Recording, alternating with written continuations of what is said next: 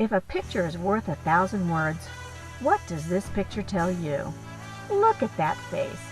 Look at the intensity in those eyes, those busy little hands, and those all-boy scuffed-up boots. There's trouble if I ever saw it. And oh, look, what do you think that rope is actually tied to? At this point, we can only wonder, as the little boy who grows into the man that we are all here to remember, honor, and celebrate, has taken that little mischievous secret with him. Mel Lipkin was born in Kansas City, Missouri in 1925, and as you can see, was quite the rascal growing up. As he got a little older, he loved to go fishing with his father. Here you see him posing with the day's catch. You don't know whose catch it was, but it was a catch. The funny thing was, he liked to fish with his dad, but he didn't like to clean the fish, and he hated the taste of the fish, so he never ate any.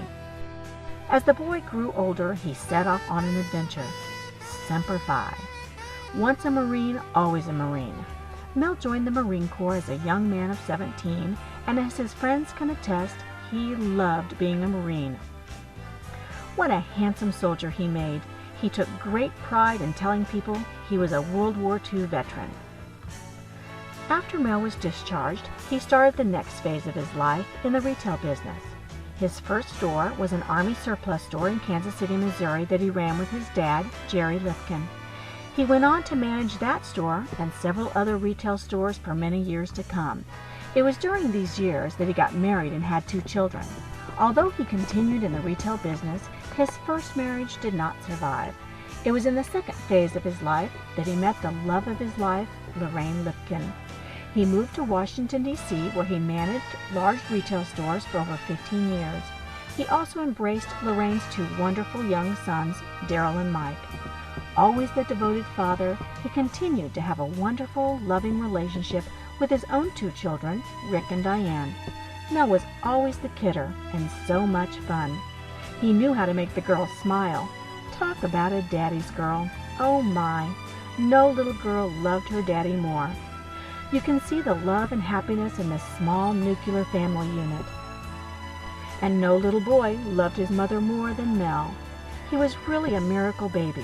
When his older brother Sidney died as an infant in a car accident, Mel was the baby that kept his mother from dying from grief. The world was truly a better place to have Mel here. Mel kept his small family close and celebrated the rites of passage for all his kids, Rick, Diane, Daryl, and Mike. Football games, graduations, weddings, and more. As the patriarch of the family, he set the bar high and led by example. He lived a life of success, strength, and integrity. It was the late 70s, and Mel and Lorraine had moved to Columbia with a large retail department store chain. Then, Mel, who was 52, was downsized and lost his job. These were dark days for Mel. It was at this juncture that Mel, the entrepreneur, emerged. He got a van on consignment from one of his neighbors and started selling automotive chemicals door to door at gas stations and dealerships. Thus, the humble beginnings of Lipkin Distributing and Lipkin Properties.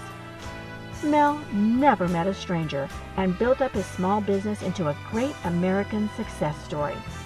While building his successful business, he continued to take care of his family. Now, with the addition of grandchildren, he and Lorraine traveled all over the world as successful wind distributors, as Mel built one of the top distributorships in the country. Engine flush machines, vans, grandbabies, and more weddings, all meshing seamlessly in the charmed life he was building for himself and his family. Mel was always ready with an impish grin, a genuine compliment, and a friendly smile, and a helpful hand to his family and his extended family, his friends and associates that he met through his business, the Rotary Club, the Irmo Chamber of Commerce, the Republican Party, and the Shriners. Things Mel loved included his business, his friends, his family, his dog, and politics. Not necessarily in that order. He had amassed a collection of plaques, honors, awards, trophies, and an office building. But even more importantly, his little nuclear family had grown up. Mel continued to build his business, travel, and attempt to play golf. Not the prettiest of golf swings, but still a pretty good golfer. Like everything else he did, he had his own way of doing things.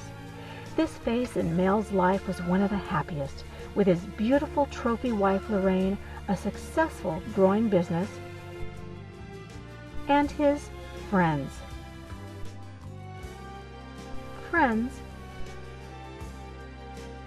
and more friends. Mel and Lorraine were so lucky to have found one another, and their small nuclear family, their legacy, continues to grow. Grandkids,